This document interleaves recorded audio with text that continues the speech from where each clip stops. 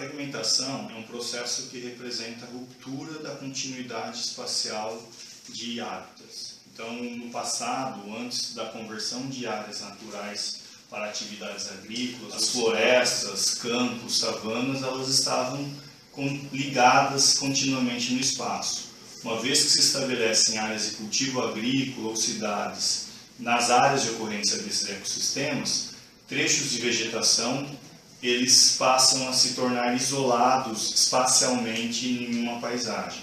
Isso pode levar a problemas na reprodução das espécies de animais e plantas que vivem nesses ecossistemas, porque essas espécies evoluíram num contexto de hábitat contínuo. Isso faz com que os eventos de reprodução, polinização, fluxo gênico, eles fiquem mais concentrados dentro de um mesmo fragmento. Os insetos que têm asa maior, geralmente são os insetos que voam mais tempo. Mas eu diria que só o tamanho também não é um caráter isoladamente bom. Você precisa que o inseto tenha uma resistência. A afinidade que eles têm com os ambientes, a capacidade de atravessar longos períodos sem pousar, isso é muito importante. A fragmentação, principalmente se a gente pensar na destruição dos ninhos, né? Toda vez que você tem um processo de desbaste, de retirada da mata nativa, você retira junto com isso os ninhos, as colônias, né? Então, quanto mais interrupções vocês tiverem nesse processo de fragmentação, mais difícil será a movimentação de indivíduos. Você pode ter uma população extremamente restrita a um patrimônio genético que pode não ser bom para ela. Então, há uma série de fatores, mas eu diria que você pode dizer que indiretamente a fragmentação afeta o processo de polinização, com certeza. Que a área urbana, se for assim integralmente urbana, ela seria a mais prejudicial, porque você não tem nenhum tipo de refúgio. Vamos fazer uma comparação, né? Um centro de uma cidade com um monocultivo. No monocultivo você pode ter algum tipo de atratividade para os insetos e algumas plantas que têm néctar que podem atrair. Num meio urbano você pode ter algumas árvores, dessas árvores que são plantadas para ornamentação, né? Mas eu acho que a descontinuidade tende a ser muito maior no meio urbano do que no meio de monocultivo.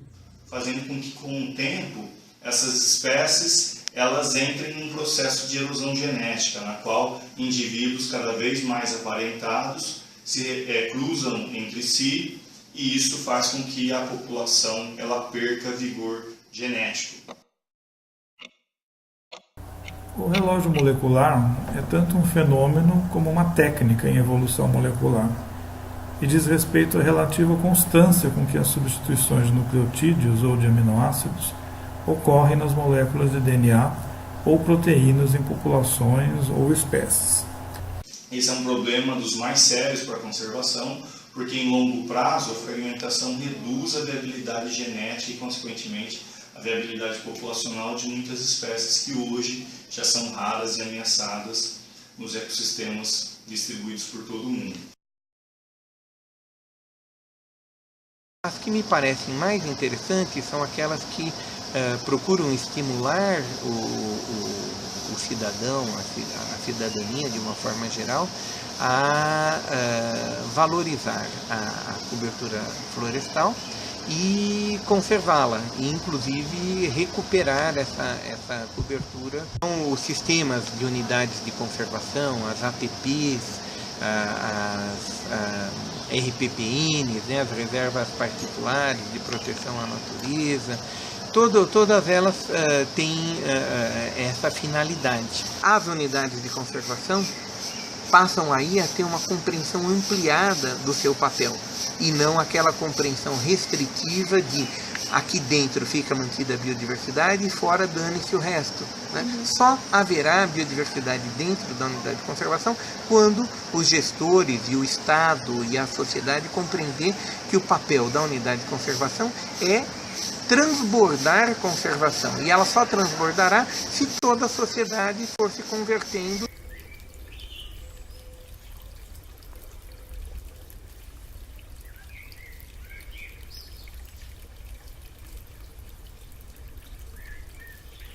A restauração de hábitats nativos surge como uma alternativa para reverter esse processo, uma vez que nós podemos planejar no espaço a reconstrução de ecossistemas nativos para que se criem ligações entre esses remanescentes que estavam isolados.